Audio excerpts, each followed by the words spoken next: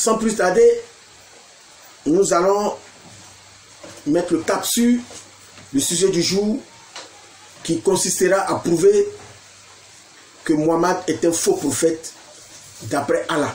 Ce sont les dits d'Allah. Et pour ce fait, nous allons débuter cette étude par deux versets coraniques. Deux versets coraniques. Et pourquoi ces deux versets coraniques? Parce que dans ces deux versets, Allah va indiquer ou va montrer comment il tue les faux prophètes. Il va nous montrer ce schéma-là. Comment lui, Allah, il élimine les faux prophètes. Donc ces deux versets sont des versets très importants. Je dirais des versets qui sont d'une extrême importance pour pouvoir comprendre, pour pouvoir savoir qui est véritablement Mohammed. Si après lecture de ces deux versets, tu n'as toujours pas compris dans quoi tu te trouves, c'est que on n'y peut rien pour toi. Parce que tout musulman qui a un bon sens, lorsque il va finir cette vidéo, je crois qu'il arrivera à la conclusion d'une remise en cause totale de l'islam. Alors, introduisons ce sujet par ces deux versets. Nous prenons d'abord la sourate 5, verset 67. Je lis ce qui est écrit dans la sourate 5, verset 67. Ô messager, transmets ce qui t'a été descendu de la part de ton Seigneur. Je continue. Si tu ne le faisais pas, alors tu n'aurais pas communiqué son message. Et Allah te protégera des gens. Voici ce qui est écrit dans cette sourate 5, ayat 67. De quoi parle cette sourate? Dans cette sourate, Allah dit, si Mohammed transmet le message qu'il lui a envoyé, c'est-à-dire lui, Allah, lui a envoyé, alors Allah le protégera contre les gens. À la fin, nous verrons si Allah a tenu parole ou pas. Nous verrons si Mohammed a réellement transmis le message d'Allah fidèlement ou pas. Donc, retenez bien cette sourate que nous venons de lire, parce que ça va nous servir à comprendre ce qui va se passer dans la conclusion. Alors, je prends la deuxième sourate, parce que j'avais dit que nous allons lire deux sourates pour introduire ce sujet, et que dans ces deux sourates, Allah va montrer comment il élimine les faux prophètes. Alors, sourate 69, ayat 40 à 46. Mais ce qui nous intéresse précisément, c'est le verset 44 à 46, mais je vais commencer par le verset 40. Je lis. Que ceci, c'est-à-dire, en parenthèse, ou en crochet le Coran, est la parole des nobles messagers. Verset 41. Et que ce n'est pas la parole d'un poète, mais vous ne croyez que très peu. Ni la parole d'un devin, mais vous vous rappelez bien peu. C'est une révélation du Seigneur de l'univers. Maintenant, suivez très bien le verset 44, parce que c'est là que ça commence. Et s'il avait forgé quelques paroles qu'il nous avait attribuées, nous l'aurions saisi de la main droite Ensuite, nous lui aurions tranché la honte. Je reprends le verset 44. Et s'il avait forgé quelques paroles qu'il nous avait attribuées, nous l'aurions saisi de la main droite. Ensuite, nous lui aurions tranché la honte. Vous voyez que cela est clair, la lecture. Dans ce texte de Sourate 69, précisément même à partir du verset 44 à 46, Allah dit, si Muhammad est un faux prophète, ils allaient le saisir par la main droite et lui couper la honte. Donc, Allah ici indique une chose importante. Allah indique comment il supprime les faux prophètes. Il supprime les faux prophètes en leur coupant la honte. Ce qu'on appelle dans le langage médical la honte. La honte, qu'est-ce que c'est? C'est la grosse artère qui se trouve dans le ventricule gauche de notre cœur. C'est ça la honte. La honte, c'est cela. Certaines sources musulmanes appellent cela l'artère de vie. Certaines sources musulmanes, ils appellent cela l'artère de vie. Alors, nous, après lecture de ces deux textes, qu'est-ce que nous allons faire? Nous allons nous interroger. Nous allons nous interroger et notre interrogation s'énonce comme suite. Est-ce que Allah a protégé Muhammad des gens tel qu'il l'a dit dans la sourate 5, verset 67? Est-ce qu'Allah vraiment l'a protégé? Puisque dans cette sourate, il y avait une sorte de deal entre Allah et Muhammad. Il était dit que si Muhammad transmet le message, Allah allait le protéger des gens. Est-ce que Allah a vraiment protégé Muhammad des gens tel qu'il a annoncé dans cette sourate? D'entrée de jeu, je réponds non. Pourquoi non? Parce qu'il a été empoisonné. Muhammad a été empoisonné par une femme juive dont la famille de cette femme juive avait été massacrée par les compagnons ou par les partisans de Muhammad. Muhammad, c'est vrai, il a survécu pendant un certain temps. Je précise bien, pendant un certain temps, il a survécu. Mais le poison l'a finalement tué. Et c'est Muhammad lui-même qui fait mention de cela dans les hadiths que nous allons lire maintenant. C'est Muhammad lui-même qui l'a dit. Donc, on ne peut pas refuser les paroles de Muhammad, nous allons lire. Je prends Sahih Bukhari 4428. Vous savez, quand en arabe on dit Sahih, Sahih veut dire authentique. Sahih parle de l'authenticité. Quand un livre est authentique, on dit Sahih. Vous savez qu'il y a une certaine chaîne de transmission depuis Muhammad jusqu'à ce que le livre, le Coran soit codifié ou les hadiths soient codifiés. Il y a certaines lignées de transmission. Donc, à chaque génération, il y a une chaîne. Et la chaîne de transmission jusqu'à ce qu'on arrive de Sahih Bukhari est authentique. Donc, on ne peut pas douter. Il y a certains livres qui sont appelés des livres authentiques, c'est-à-dire des Sahih. Nous avons Sahih Bukhari, Sahih Muslim.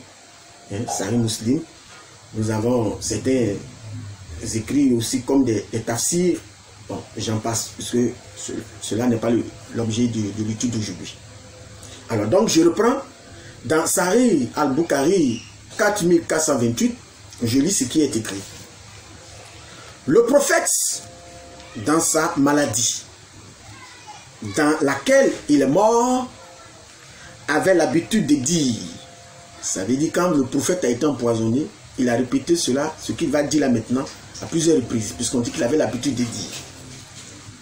Oh Aïcha, il s'adressait ici à la mère de l'islam, Aïcha, je ressens toujours la douleur causée par la nourriture que j'ai mangée à Keibar.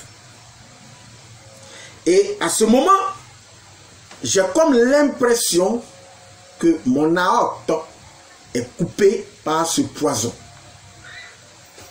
Je dois souligner que les mots comme l'impression ne sont pas dans le texte arabe. Comme l'impression, ce n'est pas dans le texte arabe. Mohammed dit simplement, je sens que mon aorte est coupée par ce poison. Donc, voilà les dits de Mohammed. Nous allons pas nous arrêter là. Parce qu'avec nos frères musulmans, il faut apporter beaucoup de preuves. Nous allons aller plus en détail, aller en profondeur de cet hadith. En prenant cette fois-ci Abu Daoud 4512. Je lis. Ainsi, une juive lui présenta à Keibar un mouton rôti qu'elle avait empoisonné. Le messager d'Allah en a mangé et les gens en ont aussi mangé. Il a alors dit, enlevez vos mains de la nourriture, car elle m'a informé qu'elle est empoisonnée. Bish ibn al-Bara, ibn Mahour al-Ansari est mort. Voici ce que dit cet hadith. Nous poursuivons, puisque nous sommes dans l'hadith, c'est-à-dire Abu Daoud 4512, nous poursuivons. Alors, il, entre parenthèses, le prophète, envoya chercher la juive en question qui avait empoisonné le mouton et lui dit, qu'est-ce qui vous a motivé à faire le travail que vous avez fait? La juive va répondre, donc il est mentionné, elle a dit, si vous étiez prophète, cela ne vous ferait pas de mal. Mais si vous étiez roi, je débarrasserai le peuple de vous. Le messager d'Allah a alors ordonné à son sujet et elle a été tuée. C'est-à-dire, il a ordonné qu'on l'exécute et elle a été tuée. Je continue encore. Il a ensuite dit à propos de la douleur dont il est mort, j'ai continué à ressentir de la douleur à cause du morceau que j'avais mangé à Keibar. C'est le moment où il a coupé mon aorte. Nous allons continuer. Et cette fois-ci, nous allons lire Abu Daoud 4513, rapporté par Ibn Kab Ben Malik, sur l'autorité de son père. Sous l'autorité de son père. Donc nous lisons. Mubashir a dit au prophète, pendant la maladie dont il est mort, que pensez-vous de votre maladie, messager d'Allah? Je ne pense à la maladie de mon fils qu'au mouton empoisonné dont il avait mangé avec vous à Keiba. Donc cet homme vient, il pose la question au prophète, mais qu'est-ce que le prophète pensait de la maladie dont il souffrait. Parce que lui-même, qui vient poser la question au prophète, il ne peut s'empêcher de penser au mouton que son fils a mangé avec ce prophète, dont il souffre présentement d'une maladie. Alors, écoutez bien ce que le prophète de l'islam va dire.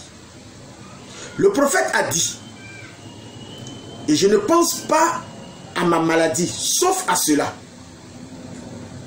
C'est-à-dire, ne pense pas à la maladie, sauf au mouton empoisonné qu'il a mangé à Keiba. Ça veut dire qu'il était hanté par ce mouton. Il avait compris qu'il allait passer. Et écoutez bien ce qu'il dit. C'est le moment où il a coupé mon aorte, encore une fois. Souvenez-vous que Allah avait indiqué comment il élimine les faux prophètes. Dans la sourate 69, ayat 44 à 46. Il dit, la méthode qu'il utilise pour éliminer les faux prophètes, c'est qu'il attrape ces faux prophètes par la main droite et il coupe leur aorte. Et écoutez bien, ce sont les dits de Muhammad. Muhammad dit qu'il sent que son aorte est en train de se couper. C'est l'indication que Allah a donnée pour éliminer les faux prophètes. Il dit, c'est la démarche qu'il utilise pour éliminer les faux prophètes, c'est qu'il coupe les aortes. Or, c'est ce que Muhammad est en train de dire ici. Écoutez très bien. Maintenant, qu'est-ce que nous pouvons retenir? Ce que nous pouvons retenir d'abord, premièrement, c'est que il y a quelque chose qui me fait beaucoup rire ici. Ça me fait beaucoup rire. Parce que de toutes les différentes manières dont Muhammad aurait pu mourir, il est mort exactement. Ce qui est choquant d'ailleurs, il est mort exactement comme Allah avait annoncé qu'il mourrait s'il inventait les révélations. C'est choquant. Il est mort exactement comme Allah l'a indiqué. Donc Allah a tué Muhammad, comme nous le voyons ici. Allah a tué Muhammad pour avoir inventé des révélations. Mais c'est choquant. Et quand vous lisez le Coran, bien aimé, il y a beaucoup de révélations. Beaucoup de révélations dans le Coran qui semblent n'avoir d'autre but que de satisfaire les désirs pervers de Muhammad. Quand vous lisez le Coran. Pour preuve, je vais donner 2 ou 3 exemples coraniques pour montrer cela. Parce que quand nous lisons le Coran nous nous rendons compte que nous sommes posés même la question une fois. Si ce Allah-là, ce n'était pas Muhammad lui-même. Parce que nous avons l'impression que tout le Coran tourne autour de Muhammad. En filigrane, bien sûr. En filigrane. Il faut avoir l'œil perçant ou l'esprit poussé. Vous comprenez ce que j'ai dit? Nous avons l'impression, en filigrane, que tout le Coran tournait autour de Muhammad. Donc nous sommes posés la question. C'est une question qui reste posée. Si Muhammad lui-même n'était pas ce Allah,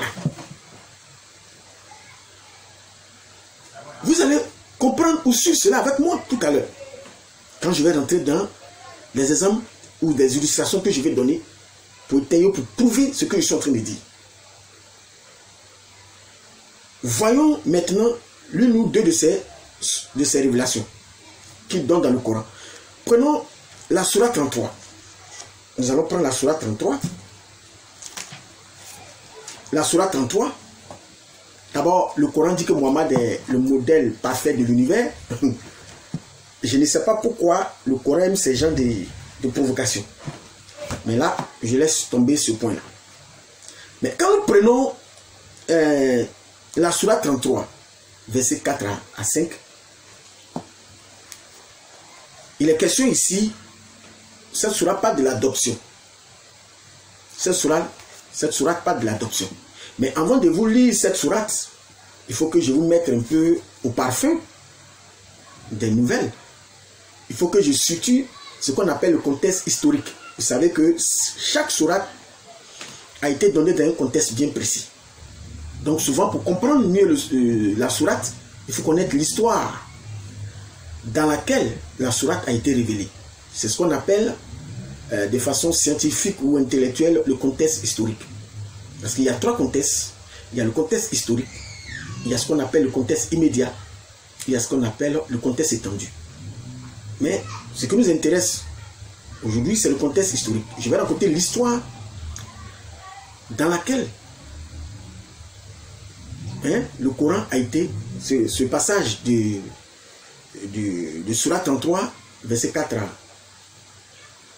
à 5 a été révélé. Alors, puisque ce passage parle de l'adoption. Alors, voici l'histoire. Mohammed a eu à un moment donné un fils adoptif qui était appelé Zayd.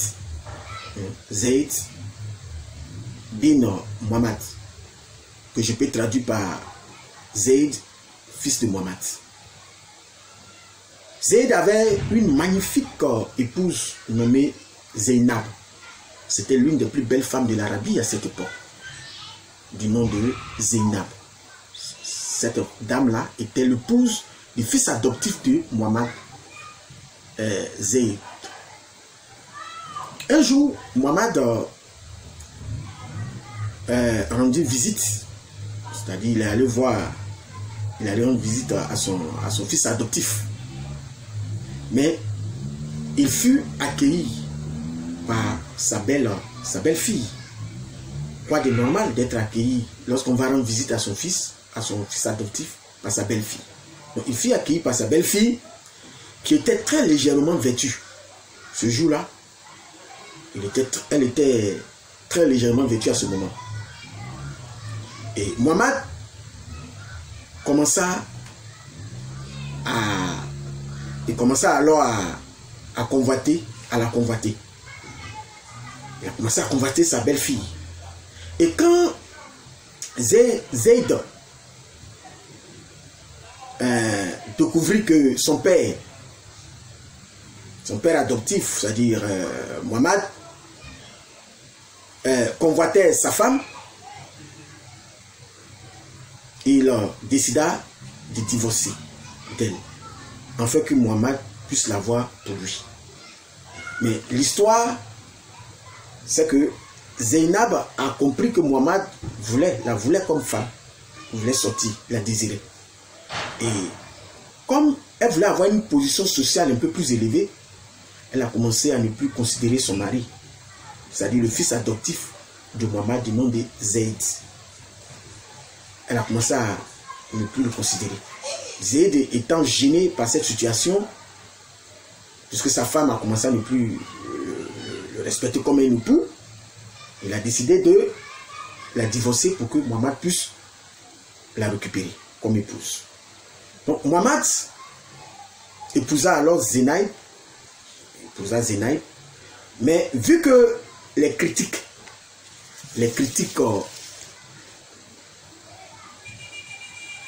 pleuvaient sur ce mariage, Mohammed commença alors à recevoir des révélations, comme d'habitude. Quand il est gêné dans une situation, automatiquement, les révélations arrivent comme par magie à la rentrée en jeu. Donc Mohammed a commencé à recevoir des révélations afin de justifier sa relation avec l'épouse divorcée de son fils adoptif en question. Cependant, afin de justifier ce mariage, Mohammed a décidé d'établir, ou si vous voulez, d'abolir l'adoption en islam. Il a décidé d'abolir la loi d'adoption en islam. Alors, voilà le contexte historique de ce verset, ce passage concernant Sourate 33, versets 4 à 5. Je lis maintenant. Puisque vous avez compris l'histoire, je vais lire maintenant ce qui est dit dans ce passage. Sourate 33, versets 4 à 5. Il n'a point fait de vos enfants adoptifs vos propres enfants. Ce sont des propos qui sortent de votre bouche. Mais Allah dit la vérité et c'est lui qui met l'homme dans la bonne direction. Verset 5. Appelez-les du nom de leur père, c'est-à-dire votre fils adoptif. C'est plus équitable devant Allah. Mais si vous ne connaissez pas leur père, alors considérez-les comme vos frères en religion ou vos alliés. Voilà le contenu de ce passage. Comment Mohammed d'un coup, ils ont aboli la loi d'adoption qui existait auparavant dans l'islam. Et Allah ne va pas s'arrêter là. Allah va révéler aussi dans la même sourate 33, cette fois-ci au verset 37 que je lis. Je lis le verset 37. Quand tu disais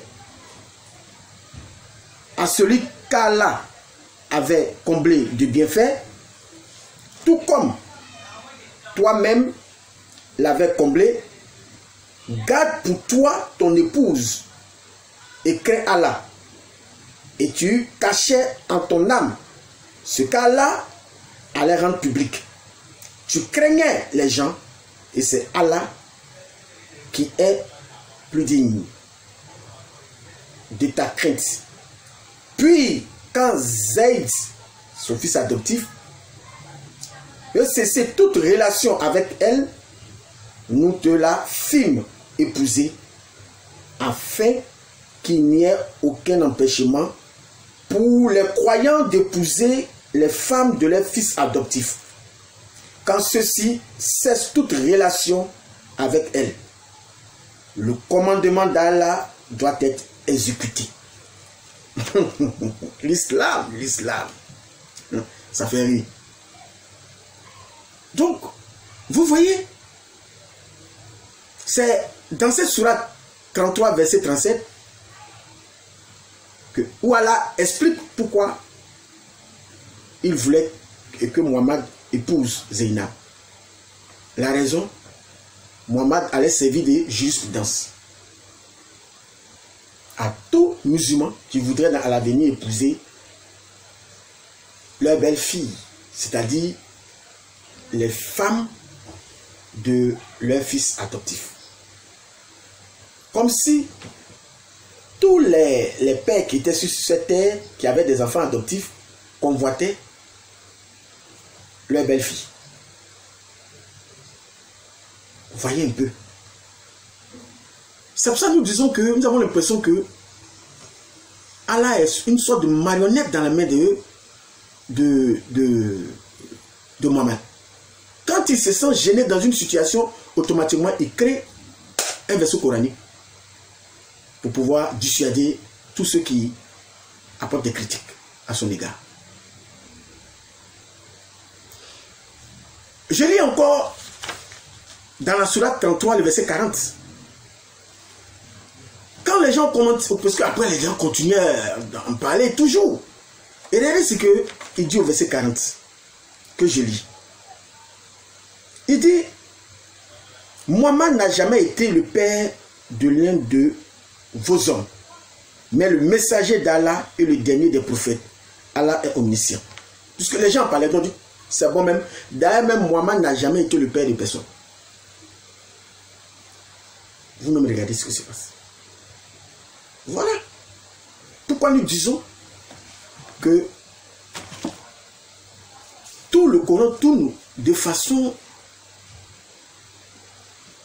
directe ou indirecte même autour de Mohammed.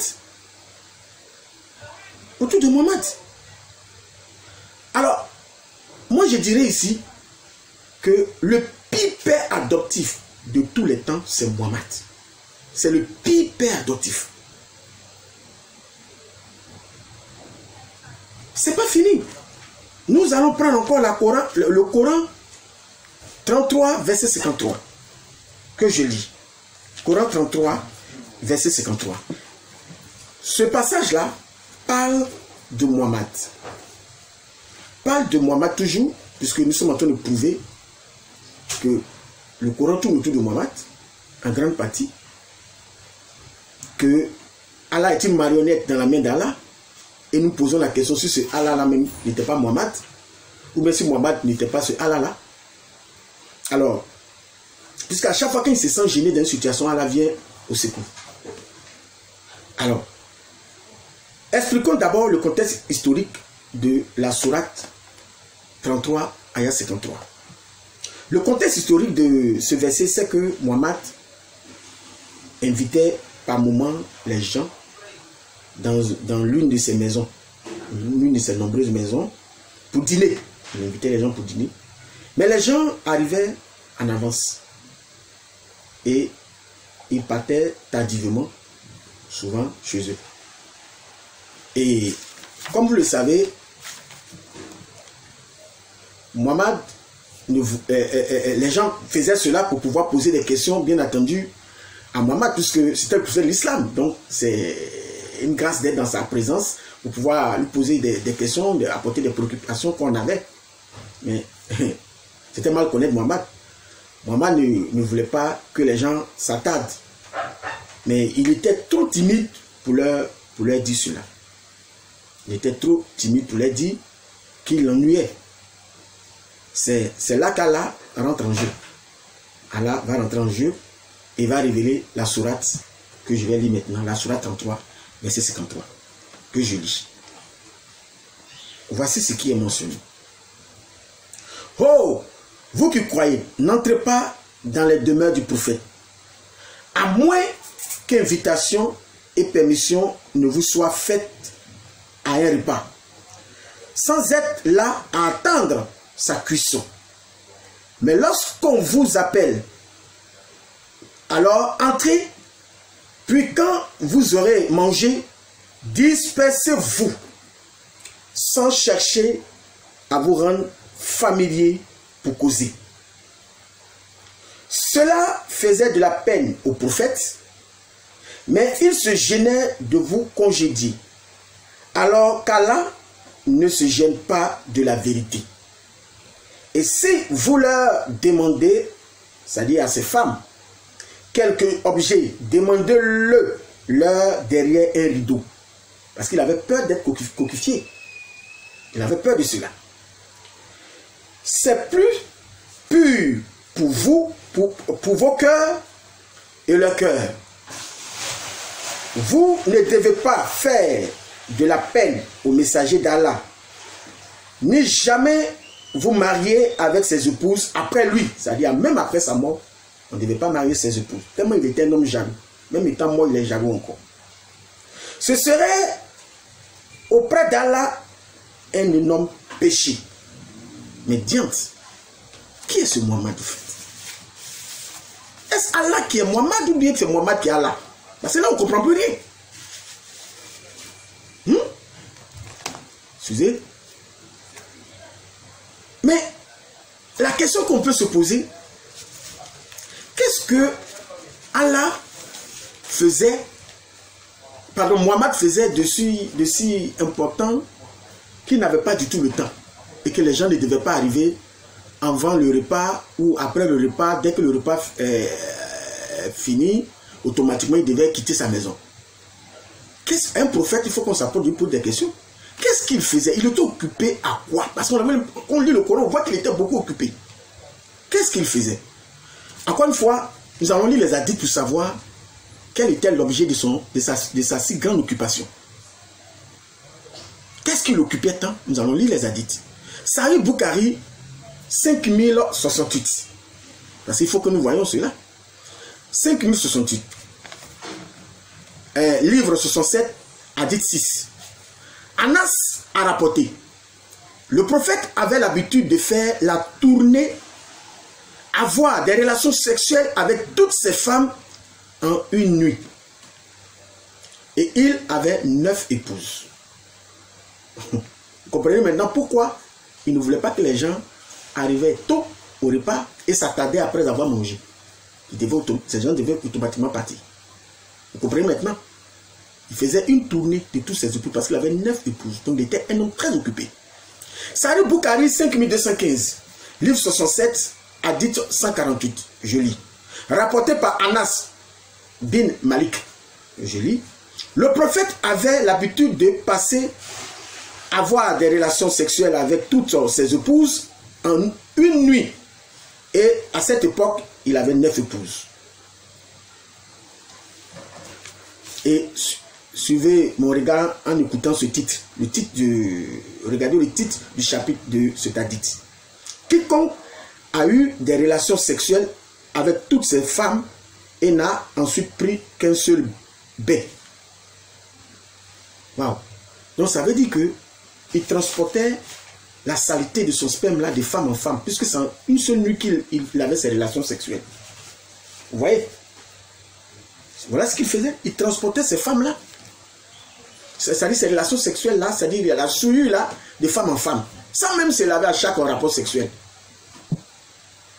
Alors, pour moi, ce que je peux dire ici, c'est que il est vraiment fort.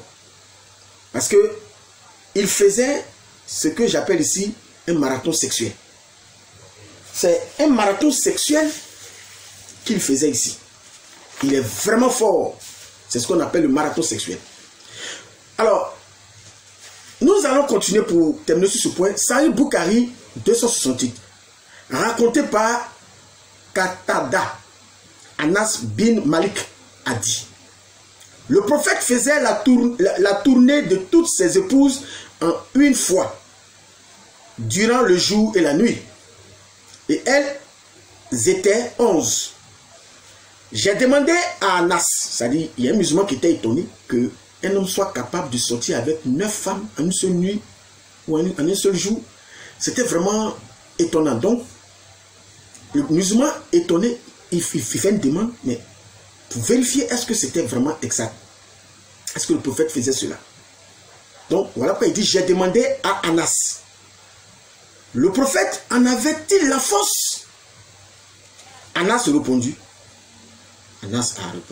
il dit, on avait pour habitude de dire qu'il fut donné au prophète la force de 30 hommes. Donc, le prophète avait la force de 30 hommes en matière de rapports sexuels. Il était très viril et très efficace. Et Saïd a dit, sous l'autorité de Qatada, qu'Anas lui a parlé de 9 épouses seulement et non pas 11. Comprenez ceci. Comprenez cela.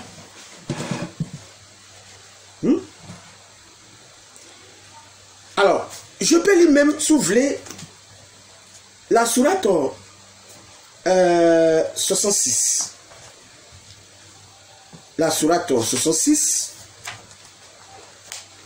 pour vous éclairer sur quelque chose. Et cette sourate là, c'est la sourate que les musulmans cachent beaucoup, surtout les imams, les oustas, les tchèques. Ils n'aiment pas aborder cette sourate parce que c'est gênant d'aborder cette sourate 66. Le temps viendra où je vais me prononcer sur cette sourate. Je lis la sourate. Ô prophète, pourquoi en recherchant l'agrément de tes femmes, t'interdis-tu ce qu'Allah t'a rendu licite? Et Allah est pardonneur, très miséricordieux.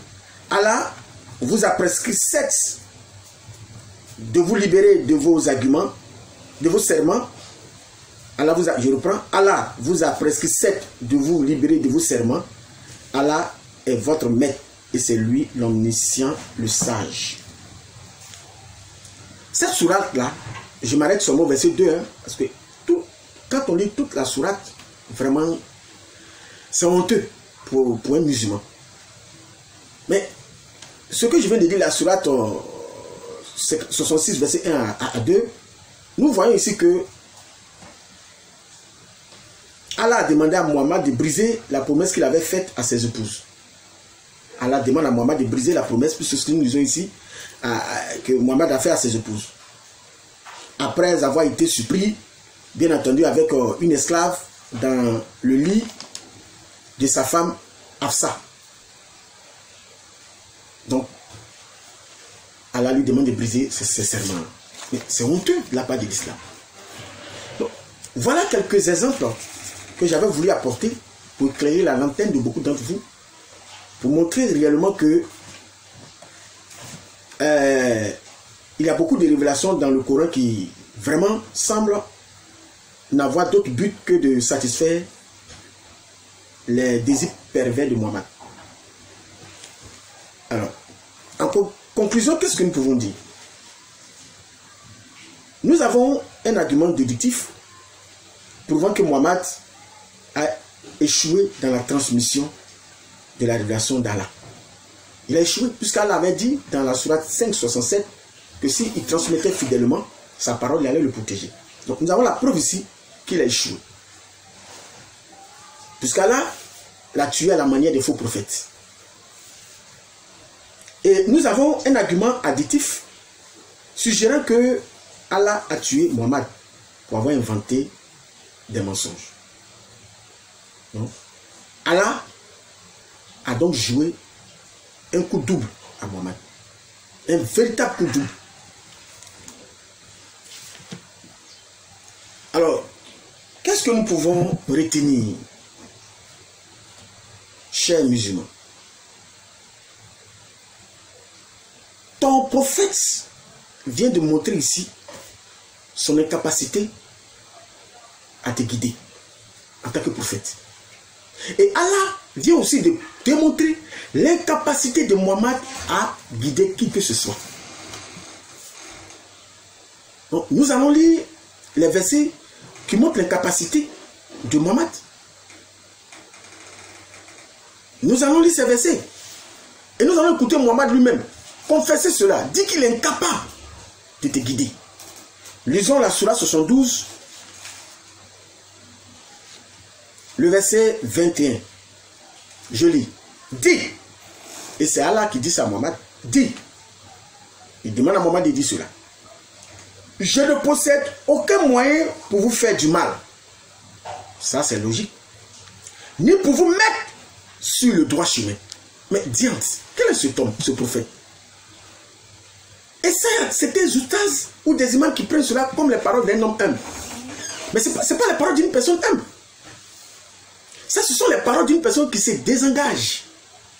C'est un désengagement.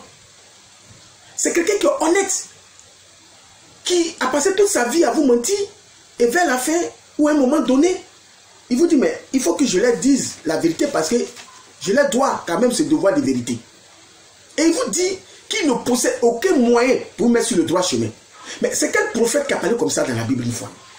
Parce que quand Dieu envoie son serviteur, Dieu lui donne toute l'arsenal ou tous les moyens pour placer les gens sur le droit chemin.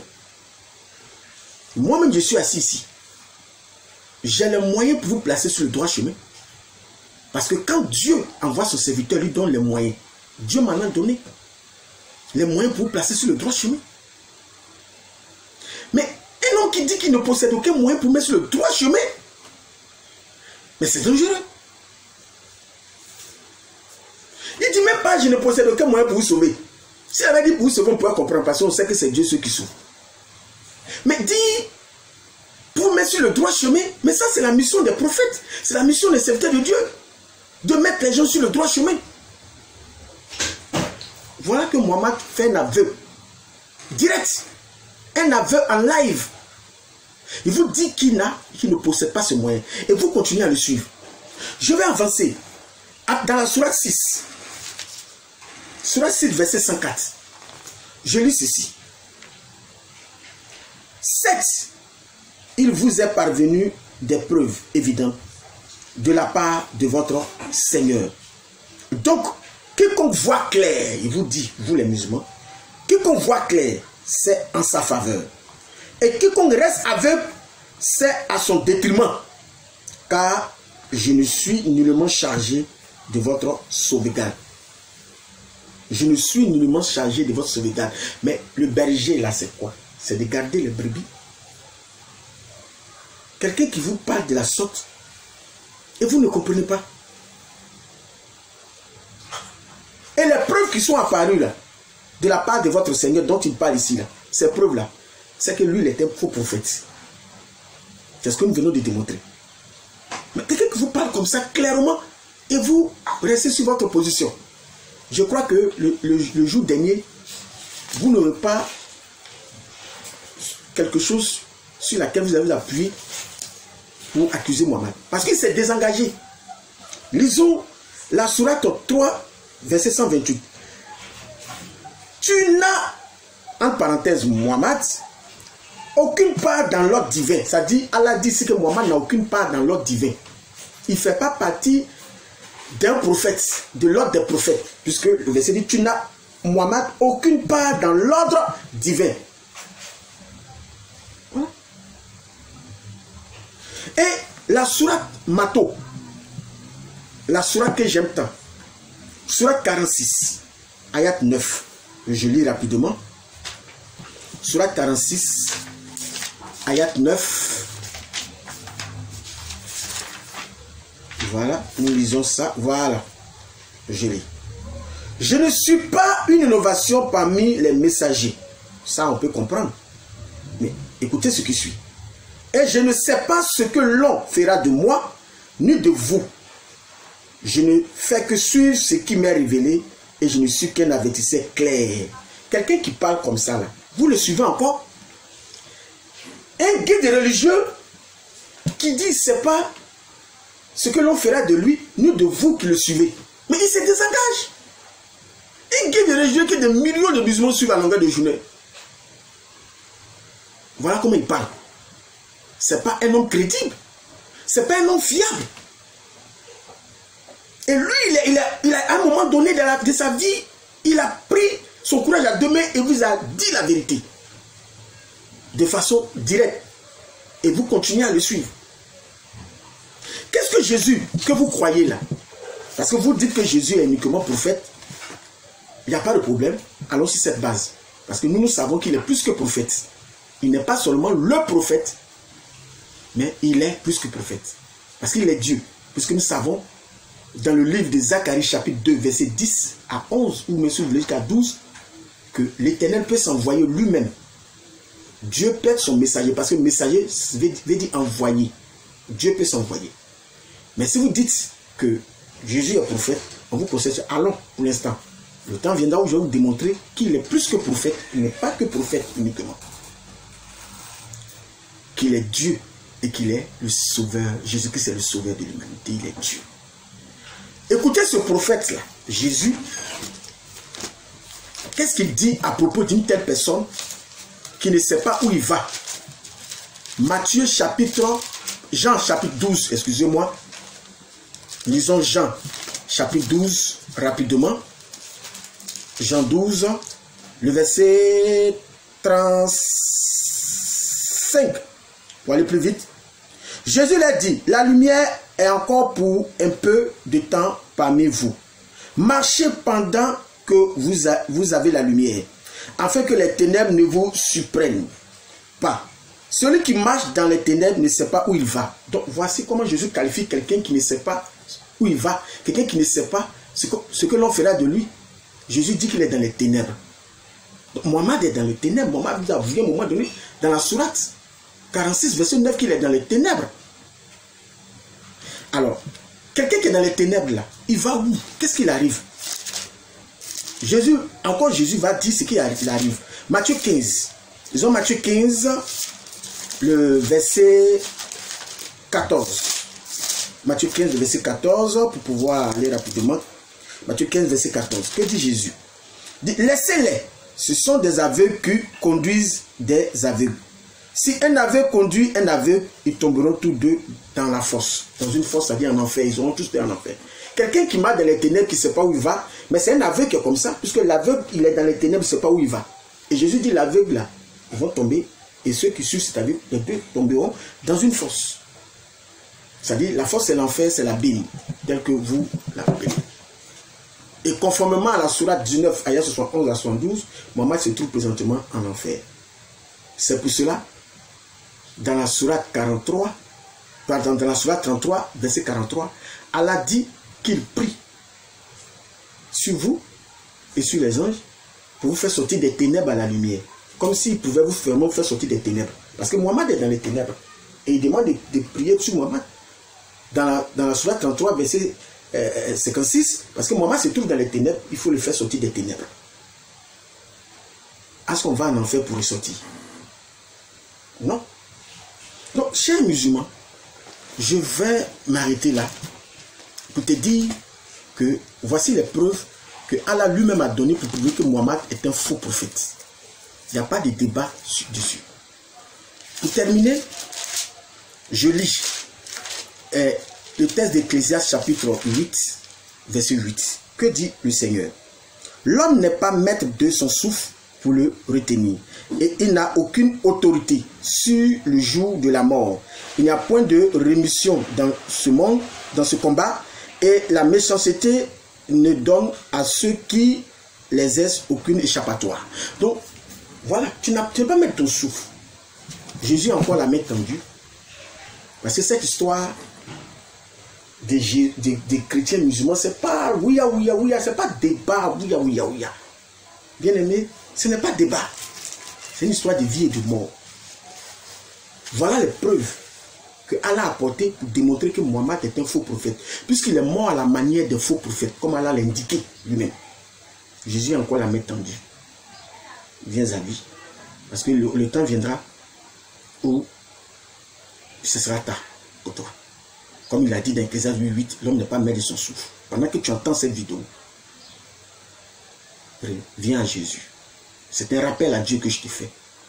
Pour ceux qui veulent qui ont plus de préoccupations, qui veulent en savoir plus, je laisse mon contact. Je suis au 07 08 04 58 17. Pour ceux qui sont à l'extérieur de la Côte d'Ivoire, je suis au plus 225 07 08 04 58 17. Que le Seigneur Jésus-Christ vous bénisse. Amen.